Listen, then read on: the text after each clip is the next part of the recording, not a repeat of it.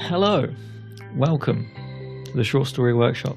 My name is Matt Bowles. I'm here with Melody Bowles and Simone King. Today we are going to be talking about The Gift of the Magi by O. Henry. And Mel, you picked this story, so please explain why. So I read this story a long time ago, and it was one of those stories that made me feel like short stories can be properly good. This is the story that helped convince me, because I've always liked them, but I haven't necessarily thought they were worth investing a lot of time in reading because they're so short. But I think this story is such a good example of how to use the form well. I love it so much. That's why I picked it. Cool. Okay, here it is The Gift of the Magi by O. Henry. $1.87. That was all, and 60 cents of it was in pennies. Pennies saved 1 and 2 at a time by bulldozing the grocer and the vegetable man and the butcher until one's cheeks burned with the silent imputation of parsimony that such close dealing implied. 3 times Della counted it. $1.87, and the next day would be Christmas. There was clearly nothing to do but flop down on the shabby little couch and howl, so Della did it, which instigates the moral reflection that life is made up of sobs, sniffles, and smiles, with sniffles predominating. While the mistress of the home is gradually subsiding from the first stage to the second, take a look at the home. A furnished flat at $8 per week, it certainly had that word on the lookout for the mendicancy squad.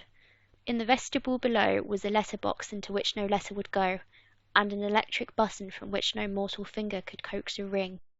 Also appertaining thereunto was a card bearing the name Mr. James Dillingham Young. The Dillingham had been flung to the breeze during a former period of prosperity when its possessor was being paid $30 per week. Now, when the income was shrunk to $20 though, they were thinking seriously of contracting to a modest and unassuming D. But whenever Mr. James Dillingham Young came home and reached his flat above, he was called Jim and greatly hugged by Mrs. James Dillingham Young, already introduced to you as Della, which is all very good. Della finished her cry and attended to her cheeks with the powder rag. She stood by the window and looked out dully at a grey cat walking a grey fence in a grey backyard. Tomorrow would be Christmas Day, and she had only $1.87 with which to buy Jim a present. She had been saving every penny she could for months, with this result. $20 a week doesn't go far. Expenses had been greater than she had calculated. They always are. Only $1.87 to buy a present for Jim. Her Jim. Many a happy hour she had spent planning for something nice for him, something fine and rare and sterling, something just a little bit near to being worthy of the honour of being owned by Jim. There was a pier glass between the windows of the room. Perhaps you have seen a pier glass in an $8 flat. A very thin and very agile person may, by observing his reflection in a rapid sequence of longitudinal strips, obtain a fairly accurate conception of his looks. Della, being slender, had mastered the art. Suddenly she whirled from the window and stood before the glass. Her eyes were shining brilliantly, but her face had lost its colour within 20 seconds. Rapidly she pulled down her hair and let it fall to its full length. Now there were 2 possessions of the James Dillingham Youngs in which they both took a mighty pride. One was Jim's gold watch that had been his father's and his grandfather's. The other was Della's hair. Had the Queen of Sheba lived in the flat across the air shaft, Della would have let her hair hang out the window some day to dry, just to depreciate Her Majesty's jewels and gifts. Had King Solomon been the janitor, with all his treasures piled up in the basement, Jim would have pulled out his watch every time he passed, just to see him pluck at his beard from envy. So now Della's beautiful hair fell about her rippling and shining like a cascade of brown waters. It reached below her knee and made itself almost a garment for her, and then she did it up again nervously and quickly. Once she faltered for a minute and stood still, while a tear or two splashed on the worn red carpet. On went her old brown jacket, on went her old brown hat. With a whirl of skirts, and with the brilliant sparkle still in her eyes, she fluttered out the door and down the stairs to the street. Where she stopped, the sign read, Madame Sofronie, hair goods of all kinds. 1 flight up Della ran, and collected herself, panting. Madame, large, too white, chilly, hardly looked the Sofronie. "Will you buy my hair?" asked Della. "I buy hair," said Madame.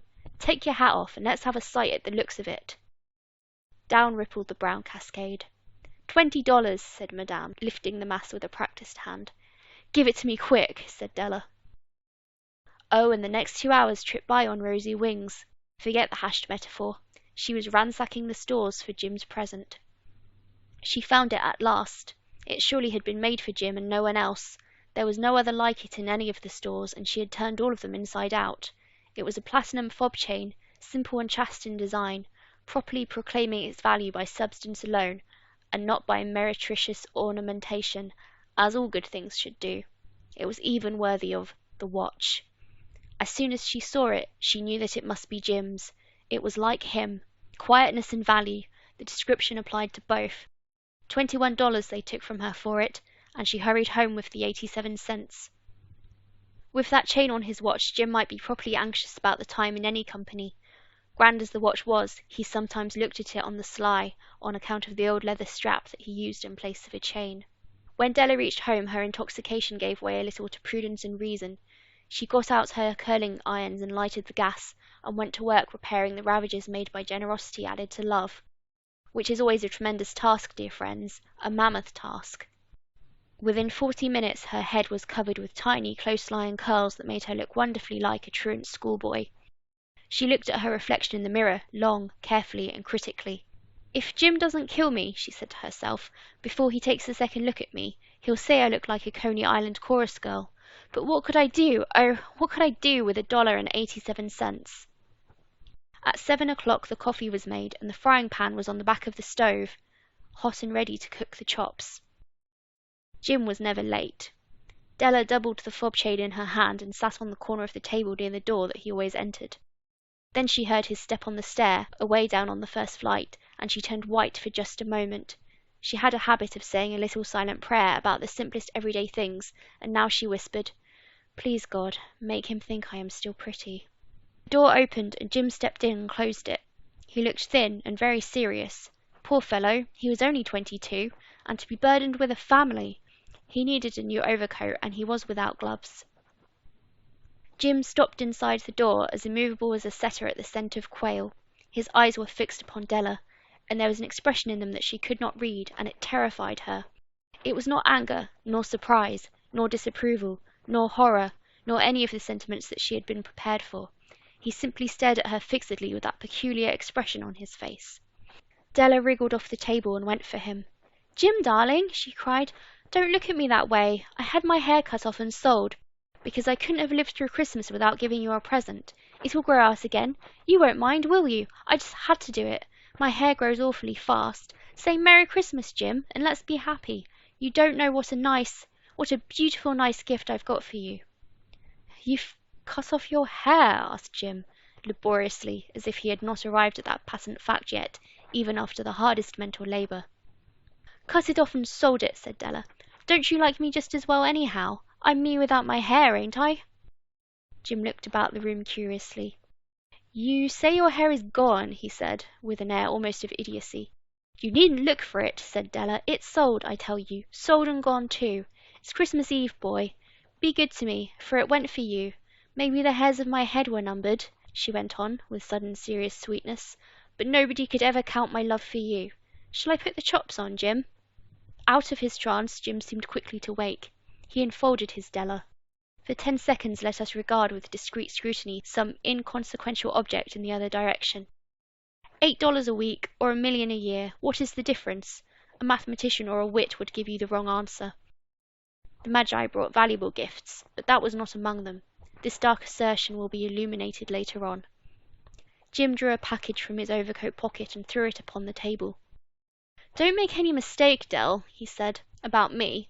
I don't think there's anything in the way of a haircut or a shave or a shampoo that could make me like my girl any less.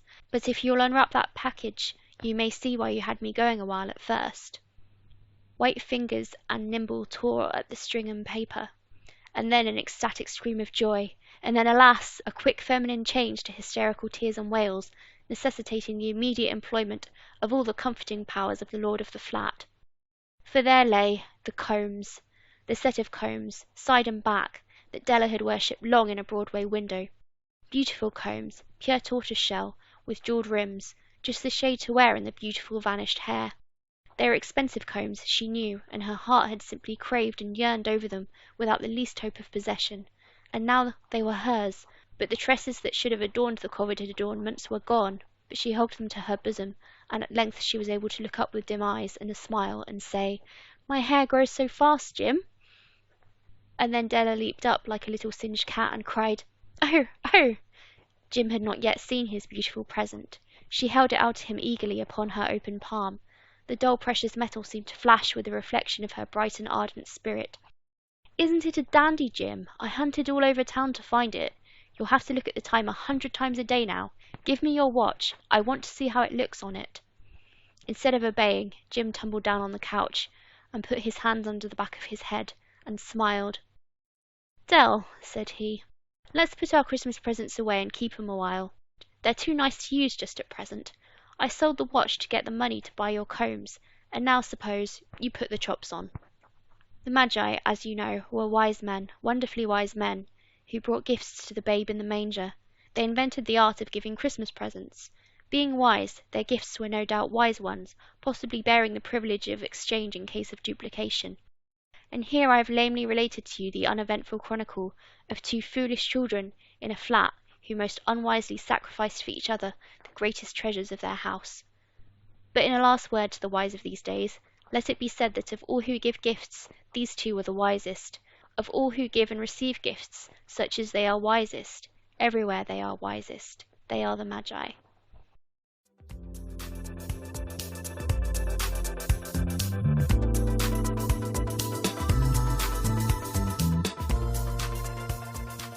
All right, let's get the easy stuff out of the way. Who wants to answer the magic question? What's a Magi? Like, I assumed it was a mage or a wizard of some sort, and I kept waiting for magic to happen, but then it didn't. Like, I honestly thought the guy had made a demon deal when he came back home. Like, oh, sad. Sadly, no demons. It is a reference to the three kings in the Christmas story. So the three kings who bring gold, frankincense, and myrrh. Oh, the Christian tradition, wise men. I think the name for them, the wise men, is perhaps the most important part here, right? Because he basically was talking about how wise they are. I'm not really sure what the relevance is to the story. He does this weird conclusion at the end where he's like, "Oh, they were pretty wise, but these people are really wise ones," meaning the characters in the story. Which I don't know. Yeah, you're so wise. You gave away your two good things. The dumbass. He says they're stupid children, doesn't he? But he also says that they're the wisest people ever. Yeah, that sounds exactly the something like I'd say when I was being sarcastic about someone's idiot behaviour. Okay, this might explain the ending because I was confused about the contradiction, but if it's sarcasm, it makes perfect sense. I thought that maybe he was trying to make a point that they were willing to make sacrifices to be good people and give good gifts, and therefore they were actually quite smart, even though they appear to be quite foolish because of what happened. Oh, I agree that they're probably quite wise in their way.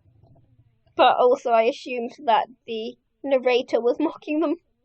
Yeah, I could go either way on that one, honestly. Thought I took from it, don't be disheartened. Even though they were stupid, it was because they were being clever. Sometimes people do dumb things for good reasons. I mean, it wasn't even that it was stupid, it was just very unfortunate.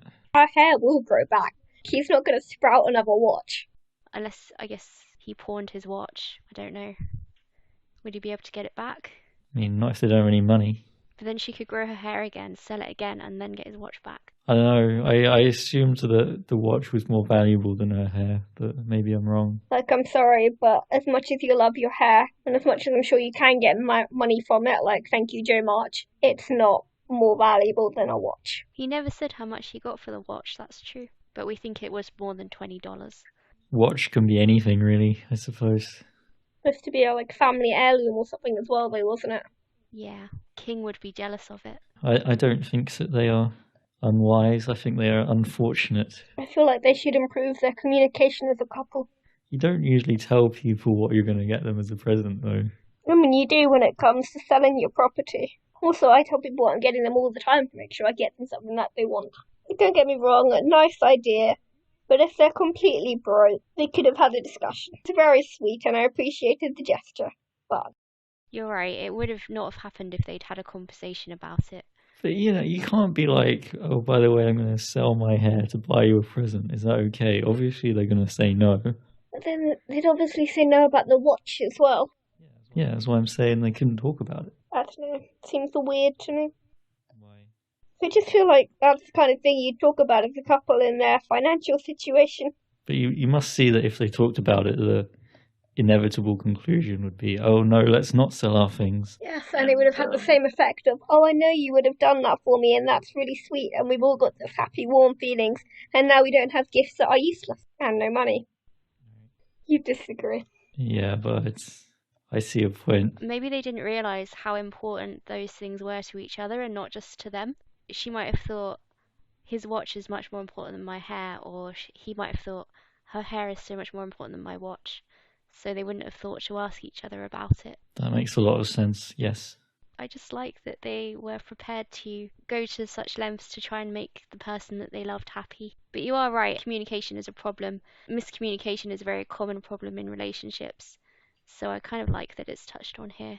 Yes, but it's miscommunication without them being willfully dumb. Like, yes, they could have talked about it, but it's not miscommunication in the way of so often in romance novels where they have a problem with each other and it could be resolved if they just had a conversation but they refused to. It was almost a subversion of that, which worked quite refreshingly, I think. It was a different take on a familiar theme that happens in a lot of romances. A lot of the stories we looked at don't really have an explicit narrator who is separate from a character within the story. And this one definitely does. It has someone who is telling us the story and adding their own comments, often kind of jokey, sarcastic kind of comments. What do we think that adds to the story? Do you think it's necessary? I think it adds a nice touch of humour to the story as we're observing these people. Like, I like the bit when they stop to describe the house by saying, oh yeah, we'll just leave her crying, she'll get over it in a bit, kind of mood made me laugh. I agree, I like it. I especially like let us look in another direction for a moment when they're kissing or whatever it is. That's funny.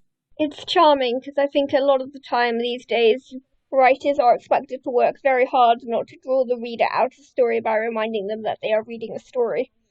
And this was kind of doing the opposite of that. It was very much framing the entire thing as a construction, and it worked quite well. It felt like a little window into their lives kind of thing. Yeah, I agree. I thought it worked pretty well, especially because the story is pretty short.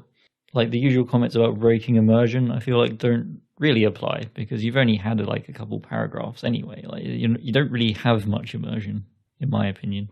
It's got a different feel to it. You could imagine someone telling this story to somebody else at the pub. Look what my really cute but idiotic neighbours did. Yeah, it's exactly the type of story I think a lot of people would still tell today, actually.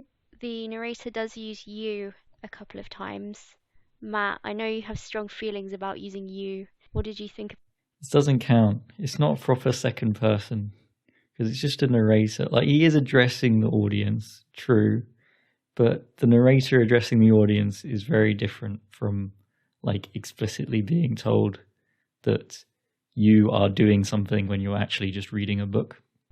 You are running from the monster. Your heart is pounding. I do not like it. It's bad.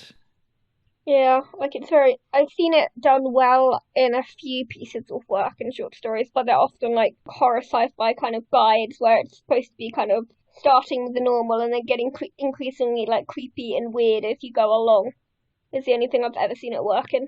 One of the only good things about it is that it's weird, and therefore it can kind of put you on the back foot. And particularly if you don't agree with what the person is saying or telling you that you're supposed to be feeling, I think it can very quickly alienate you from the text. This is much more casual, isn't it? It feels more like we're sharing an inside joke than being told that something is happening to us. It's okay to use it if you're doing it like this. It works. Yeah, if you're like addressing me, that's okay.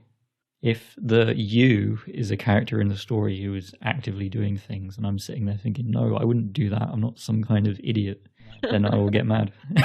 No, I agree with who said it was like sharing a joke. I will say that even though the narrator is present, they're not overwhelming. They don't feel intrusive. Yeah, they don't really interfere too much with what's happening in the story, I suppose. They don't try and take it over and be really judgy about it. Oh yes, apart from at the end. It does just feel like someone commenting on it.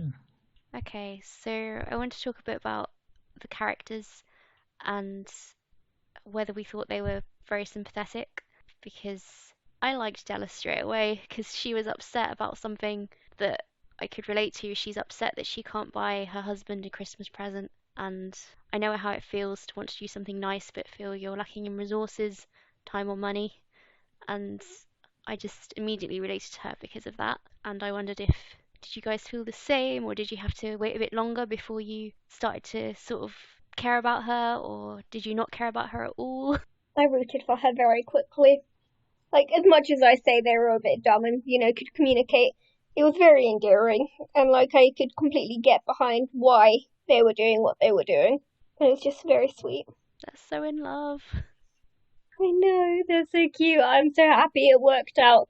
Like, I was really worried that the end would just go horrible rather than them just having, like, nice gifts for each other that they can't use, which is a relatively tame version of what could have happened. Like, they could have been furious or anything, and it's just like, oh no, he's just staring at her, what's wrong? And then it's like, oh, it's because he bought the combs. I thought it related quite well to the Save the Cat principle, which was coined by a screenwriter called Blake Snyder. And what Save the Cat is when you have a character do something in the story to make them sympathetic to the reader or make you really root for them as a character. And I thought that this story achieved that really well. Particularly in such a short space of time. And I loved the way that it used something that might happen in everyday life to kind of put you in that space where you really want things to go well for these two characters.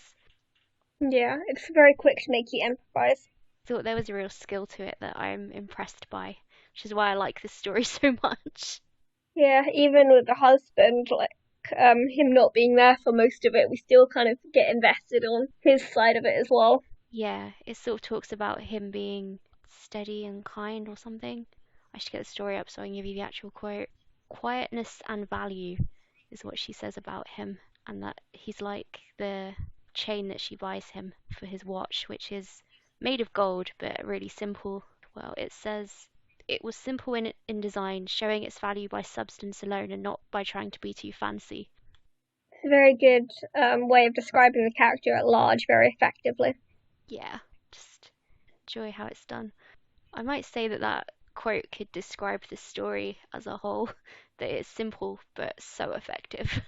It is very understated, and I think part of that is because the narrator's poking fun at it the whole time, and then even at the end, he calls it an uneventful chronicle of two foolish children, and it's like the story doesn't even take itself seriously, so it does give it that feeling of just casualness, I suppose. Do you think it was intended to convey any lesson of any kind? It feels like it should, but I can't imagine what it would be, to be honest.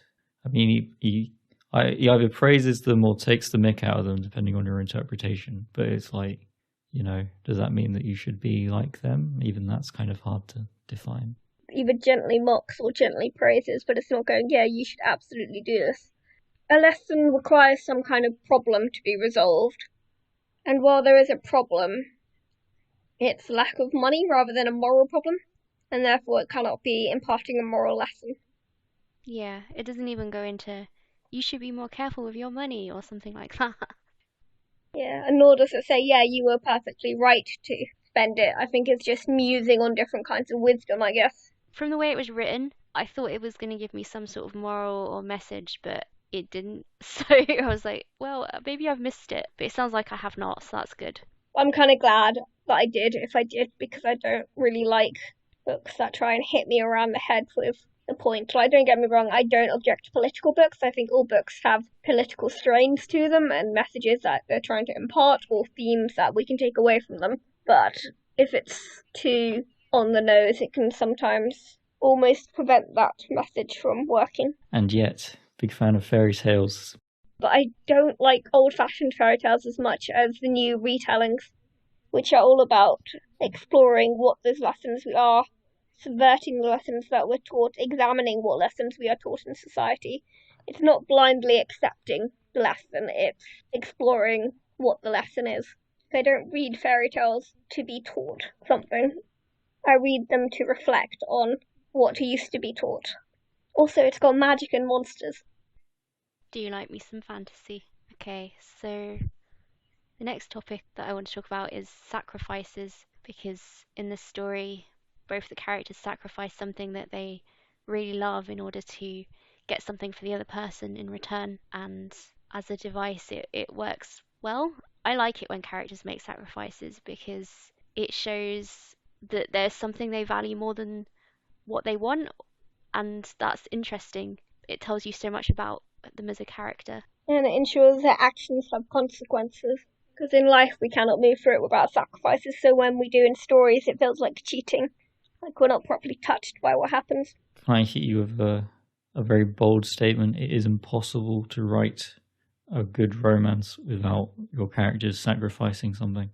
Ooh, okay. Give me a moment to think about that. I just think it cannot be done. I think every relationship is inherently some form of sacrifice, and if you don't represent that in some form in the story, then it's going to be difficult. And the most common way that this is done is in romance, where you need some kind of something which drives your characters apart, which kind of keeps them apart so that you still have a plot. And it very often is something that they either give up or compromise on. Which in a way does reflect real relationships, in that real relationships also obviously require compromise. But also I'm trying to think if there are examples of, even when one character very much gets everything they want, or is very uplifted by the narrative, it's at the cost of normally the love interest giving up something they want. What's the sacrifice in Pride and Prejudice? Pride. Nice. Maybe thinking too literally about these sacrifices. No, I think I support that, and I think they just work so well in stories. They give conflict, drama, let the character make choices. Like, if you don't have to give anything up to have someone, in a way you can't choose them either.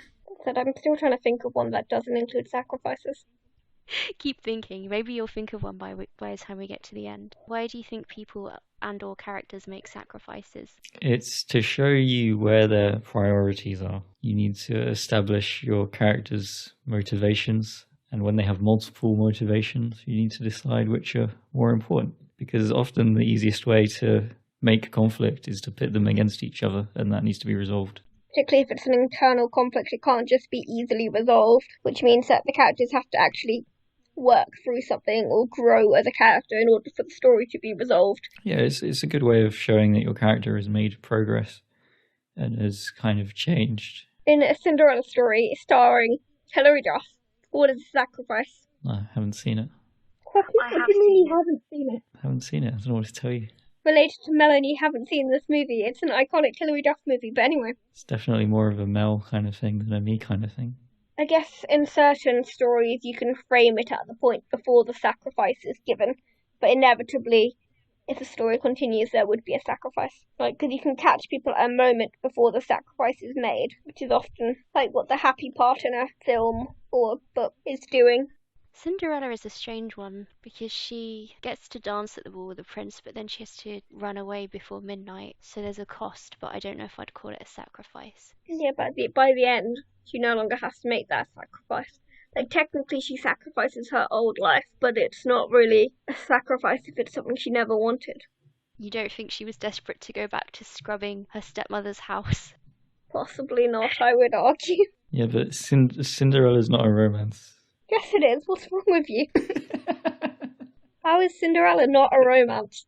It's a quintessential romance. It's primarily about her position in society and not about her relationship. I mean, the third act is entirely based on the prince wanting a romantic relationship with her and pursuing it, hence the slipper. Like, the story would fundamentally change if she didn't get with the prince at the end. I think the prince has sacrificed quite a lot in this situation, wouldn't you say? Dignity, possibly, but... Lots of time and effort. And I imagine people are judging him for going around getting people to try the slipper on. Bit of a weird thing to do. God damn. You thought you had me. Damn it. And Cinderella's really lucky that no one has the same size feet as her. Let's not pull apart plot holes in 1,000-year-old stories. But what else am I good for? Okay, let's go back to talking about this story. So, in summary, love requires sacrifices, and we are all in agreement on this. And I was always in agreement. I was never wrong. It would be dangerous to say Simone was never wrong. This never happened. No, I'm kidding. So this is comic irony, right? Where they both do something that kind of contradicts the point of them doing it, and therefore it's kind of funny. I enjoy it in all its forms, but I particularly like it when it's comical. Do we think that the irony is what makes the ending good? I guess it is important, but I think it's equally important that it's kind of unexpected until right before it happens. It's a twist ending. The fact that it's ironic is like an added bonus. Why do you think it works as a twist rather than the expected behaviour? I mean, it's a twist because it's not what I expected. What did you expect? I expected that either that he would be unhappy that she had cut her hair. Interesting. Yeah, I guess I would have expected him to be like, oh, you shouldn't have worried so much about the money. I don't need a present. I agree that it was a twist. I just find it really interesting that we would consider it a twist when you think about it, it wasn't that unreasonable behaviour. I mean, like, yes, it wasn't necessarily completely clever as we've discussed, but you can kind of track the logic of it, which makes it interesting to me that none of us kind of expected it. It's one of those things that makes perfect sense in retrospect, but the odds of it happening are pretty low. It's not what you would expect. But the key is that we're given the information at the end that Della saw the combs in the window. If we'd known that earlier in the story, do you think we would have guessed the ending? Yes. But at the same time, we're not given so little information as to have the ending not matter or for it to come from nowhere. Like, there's foreshadowing, but not enough foreshadowing for us to guess. Where's the foreshadowing? You wouldn't go to that much lengths to talk about both the watch and the hair if they weren't both going to come into play. Yeah, but they do both come into play because she sells her hair so she can buy something for the watch. So they're both relevant before the twist happens, which I think is perhaps what's actually clever. Maybe. There's some misdirection in there as well. It's not so simple. I thought by foreshadowing you meant the fact that they don't have much money and the story goes to great pains to emphasise it. Yeah, it does. I think really the smart part and the reason why the twist works is because everything that explains how the twist happens was already part of the story and has a logical place, even if the twist wasn't there. Yes, that makes sense. Would agree. It's kind of I've talked about this a little bit before, but it's masking authorial intent. You're hiding the outcome of your story by making sure that no matter what the outcome is, it still makes logical sense and everything is explained. And then you could take the story at the end in either direction where you have this twist ending, or you could do what I originally thought, which was that he just isn't happy with her present, and they both make perfect sense, and therefore it is impossible for people to predict. Yeah, but if he had been unhappy, I don't think the story would have been as good. No, I agree. But it's perhaps what you would expect. It's one of my favourite twists in stories. It's just so simple, so perfect, so neat, ties everything all together. And it ties with our idea that there has to be a dip, doesn't there? Like within, particularly I think for modern romance stories, there's always that bit where everything goes wrong. So I think we've almost come to expect everything to go wrong before it can be resolved. Yeah, like when the couple have a big fight. And then they have to have the fight to be able to appreciate what the other has done. So it's really refreshing to see them just appreciate it. Yeah, definitely. So did you both like the ending? Yeah. How could you not like it? I don't know, I just wanted to check. Find me one person who doesn't like this ending. A very bitter individual, I would imagine. I think twist endings are one of those things that are really hard to do well, and I think O. Henry's pretty famous for them. I think this story is a lot more complicated than it first seems, and although it seems simple, a significant amount of thought has gone into it. Yes, but I think that's a common writing problem when it comes to twists, and that if you don't understand how twists are constructed and how they work, it's very easy to either make them come from nowhere, which stops them being narratively satisfying, or making them too obvious, which again stops them being narratively satisfying because they no longer work as a twist. Yes. Do a quick breakdown of how to write twists. You just have it so that there's an outcome that people think you're leading them towards, but you're actually going somewhere else, and you use the same building blocks for both streams. Do you think that's all it is? Surely it's to do with the placement of information as well. Because you can have multiple possible streams, but the way you provide the information within the narrative can still tip whether or not it's a satisfying twist or not. Yeah, that is also important, which information you choose to reveal at which point. That is true. Because that's kind of how you guide your reader towards thinking one thing is going to happen, right? Via the information that you give them. Yes. So, Matt, have you got any facts for us on O. Henry? Ah, yes. Our regularly scheduled fact segment. I do like the facts segment. It's not his real name. He had multiple pen names. He seemed to have settled on O. Henry at some point. His real name was apparently William Sidney Porter. Although the O was apparently like Oliver or something like that, but he was just O. Henry most of the time. I wonder if he just like people go, oh, Henry, oh, Henry. Maybe he did. I'd say his real name is not as catchy. I mean, he probably chose a pen name because he was. He probably chose the pen name because he was in jail and convicted of embezzlement. So perhaps some negative connotations he was trying to get away from, or maybe he just didn't want to use his real name. I don't know, because he did kind of kickstart his writing career while he was in jail. I mean, he probably got a lot of free time. Did either of you look up how many short stories he wrote? Because if not, we're going to guess.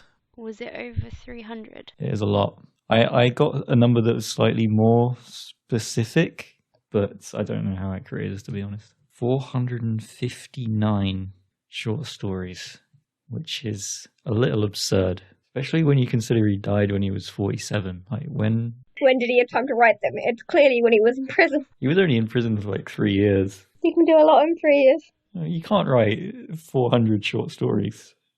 I once wrote 300,000 words in a year. You can do 400 short stories in. I don't know, man. It's a lot. He wrote them quickly, though. I read that this story was written in 2 hours, and he didn't realise he had to write it. He thought he'd been let go, and they came round demanding a story.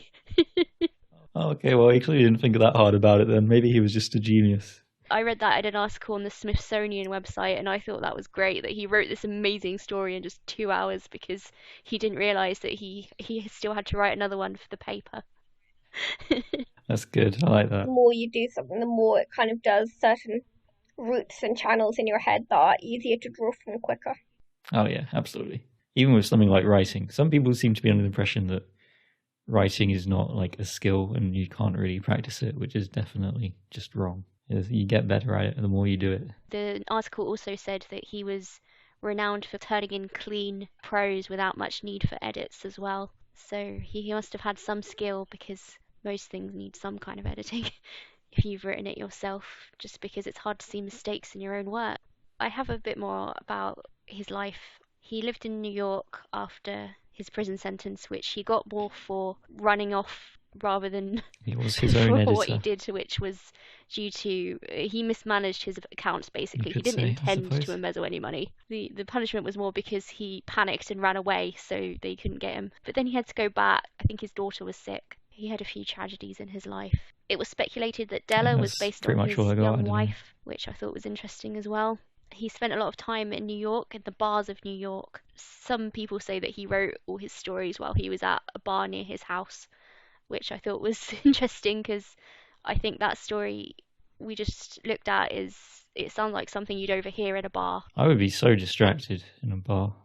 I know people who wouldn't be able to work in silence. Yeah, everybody likes different working conditions, but he did like a drink, and that's what killed him in the end, which is sad. Writers do have a connection between the two, don't there? There's been lots of studies done. Really? A lot of famous writers were alcoholics. Interesting. It's true. Comes up a lot for some reason. I think there's a really interesting book about it by Olivia Lang that I've been meaning to read called... so The Myth of the Alcoholic Writer. An interview with Olivia Lang was one that happened. The Trip to Echo Spring, Why Writers Drink by Olivia Lang examines the link between creativity and alcohol through the lives and work of 6 extraordinary men: Fitzgerald, Hemingway, Tennessee Williams, John Berryman, John Cheever, and Raymond Carver. Those are quite famous names. Did not know they were all alcoholics. I mean, there's many more. Edgar Allan Poe. Yeah, especially Stephen King. I remember reading in On Writing, I think Stephen King mentioned one of his books. I think it was It. He literally cannot even remember writing it because he was so deep in alcoholism at the time. Oh my god. Please don't take this as a writing tip, everyone. Yeah. All right. Thanks for listening. As always, you can find all of our stories and our previous episodes on our website at theshortstoryworkshop.com. If you'd like to contact us, you can do so via Twitter. I am at MattBWriter. Mel. At Thickaholic. And Simone. T_M_typewriter, also known as the modern typewriter. Perfect. All right. Thanks again for listening. We'll be back with another story next week. Goodbye.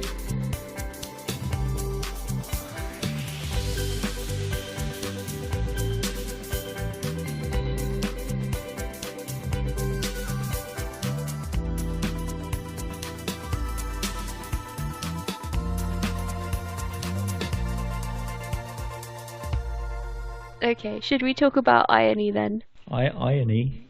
Is that not how you say it? How do you say it? Like Hermione? Is she ironic?